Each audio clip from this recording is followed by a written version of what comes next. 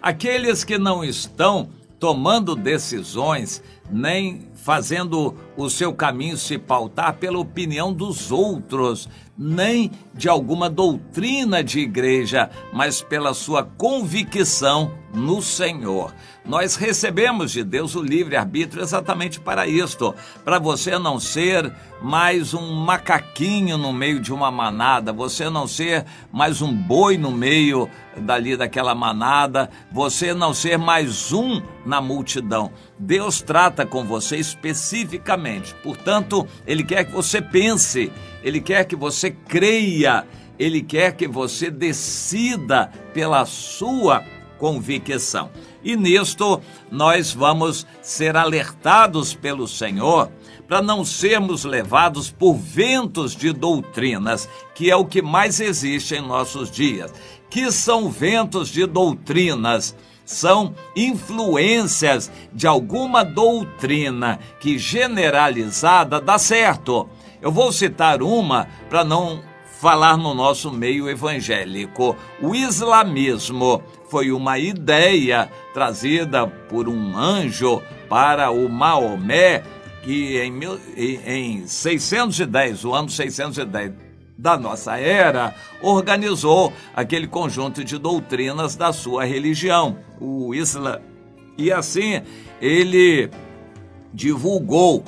Aquilo foi um conjunto coerente de doutrinas que tem sobrevivido até hoje e tem sido imposta sobre muitas pessoas. E hoje, multidões no mundo inteiro vivem debaixo daquela doutrina. Ela teve uma certa coerência.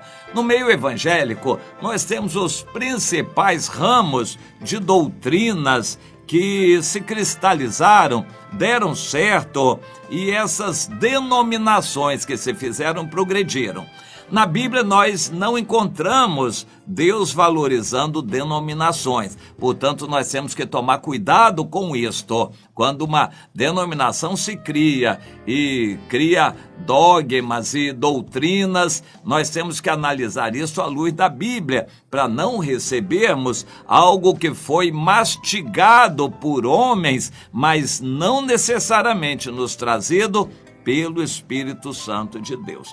Você, ao perceber qualquer problema, divergência com a doutrina de uma denominação, se você não conseguir absorver aquilo, você tem que tomar uma posição sua com relação àquele ponto. Você não pode ser guiado por uma doutrina com a qual você não concorde, porque você não vê isso na Bíblia. Nós temos ultimamente nós temos sido despertados por Deus para olharmos para Jesus, o autor e consumador da fé. O que nós devemos fazer, o que Jesus fez. O que Jesus fez, como ele agiu, é o que nós vamos ver na Bíblia. Portanto, Jesus é o nosso modelo e não essa denominação, ou aquela doutrina, ou aquela igreja. Eu quero ler com você em Marcos, no capítulo 12, para você ter uma ideia dessa confrontação que fica, às vezes, até violenta entre a verdade e a religião. Quando a religião é imposta, ela cresce, adquire formas de domínio, de poder, se mancomuna com a política, com o poder, com o dinheiro.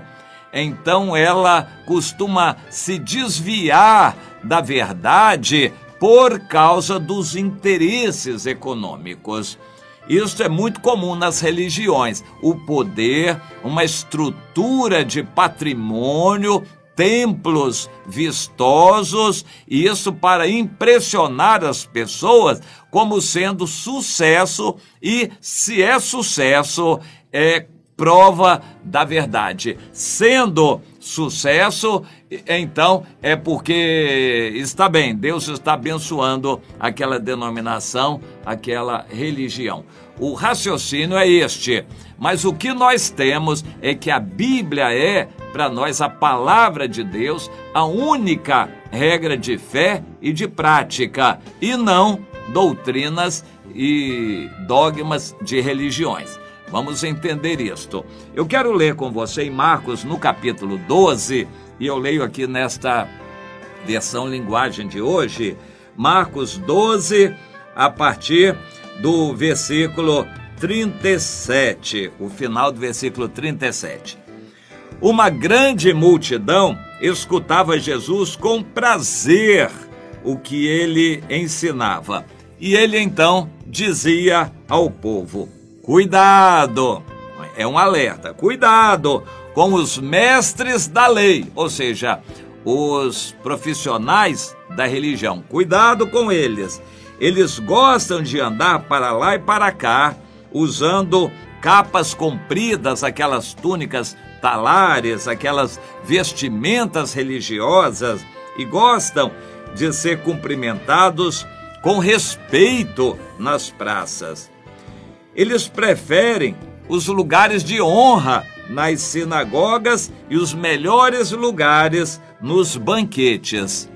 Eles exploram as viúvas e roubam os seus bens, e para disfarçarem, fazem orações compridas. Portanto, o castigo que eles vão sofrer será pior ainda.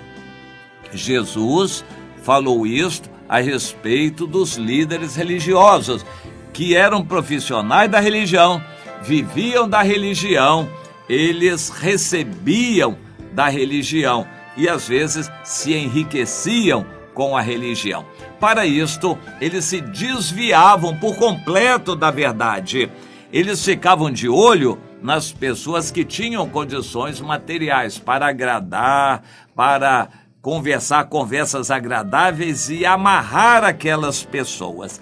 Entre essas pessoas que tinham dinheiro estavam as viúvas ricas. Isso sempre esteve no meio da humanidade como uma oportunidade. Uma mulher rica que tem recursos do mundo, porque o marido era rico e quando morreu deixou para ela tem as carências emocionais. E assim esses líderes religiosos gostam de fazer longas orações, visitas, formular mensagens proféticas para essas viúvas que têm dinheiro, para enredá-las e tomar algum dinheiro delas. Isso sempre existiu. Infelizmente, em nossos dias, isto prolifera também. E Jesus manda tomar cuidado com esses. Eles gostam de títulos, eles gostam de aparência, roupas especiais, roupas religiosas, títulos especiais. Eles constroem grandes templos, eles constroem uma estrutura visual que agrade aos olhos, fazem propaganda e divulgação do seu trabalho para que as pessoas os tenham como muito importantes. E quando uma determinada pessoa carente, por exemplo, uma viúva, está precisando de ajuda, ela acredita que aquele é um homem de Deus que vai trazer para ela uma resposta de Deus. E o que ele faz é, em primeiro lugar, pegar o dinheiro dela. Isto é o que acontecia. Essas pessoas, para serem chamadas e terem essas oportunidades, precisam fazer divulgação de si mesmas, precisam fazer propaganda. Hoje, essas pessoas constroem grandes templos e fazem grandes reuniões e programas de televisão e se apresentam. Eles gostam de televisão e não de rádio, a diferença é muito grande. O rádio leva a voz, a televisão leva o visual para impressionar e as pessoas ficarem impressionadas com isto. No fundo, o que eles querem é dinheiro, fama, poder. E Jesus diz, cuidado, cuidado com eles. E mais adiante, no capítulo 13 de Marcos, os discípulos ficaram impressionados com a pujança daquele templo, aquela catedral, aquele grande templo, originalmente de Salomão, que foi reconstruído, reformulado e aumentado pelo Herodes o Grande. Eles ficaram muito impressionados e disseram, mestre, mas que arquitetura, que obras, que construções. Jesus minimizou tudo aquilo e disse, não vai adiantar nada. Disso tudo não vai ficar pedra sobre pedra que não seja derrubada. Tudo isso vai ser destruído dentro em breve. Ou seja, o que é visível na religião, o que você pode ver, nada disso tem valor. O que tem valor não é visível aos olhos humanos. Você consegue entender isto? Qual é o pregador de sucesso? É o que tem aparência, faz sucesso, tem fama? Não. Você deveria buscar aquele que tem de Deus a verdade, que abençoa a sua vida. Você não deve ficar preocupado com a aparência da religião, porque tudo isso vai passar.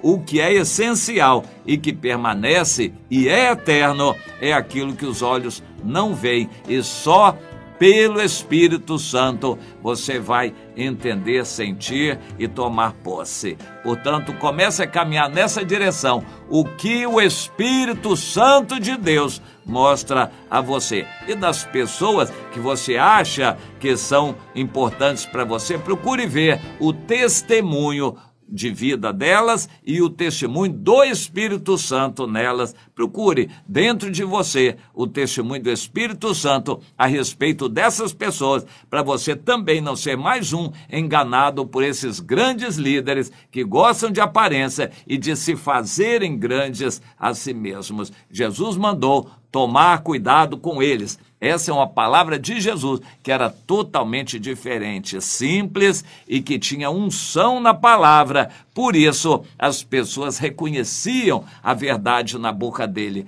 Tome cuidado com essas pessoas importantes, esses religiosos que a si mesmos se fazem grandes. Foi o que Jesus mandou. Confira isto na sua Bíblia também e no seu coração. Cuidado para não ser enganado por ventos de doutrinas, por esse tipo de gente que gosta de dinheiro.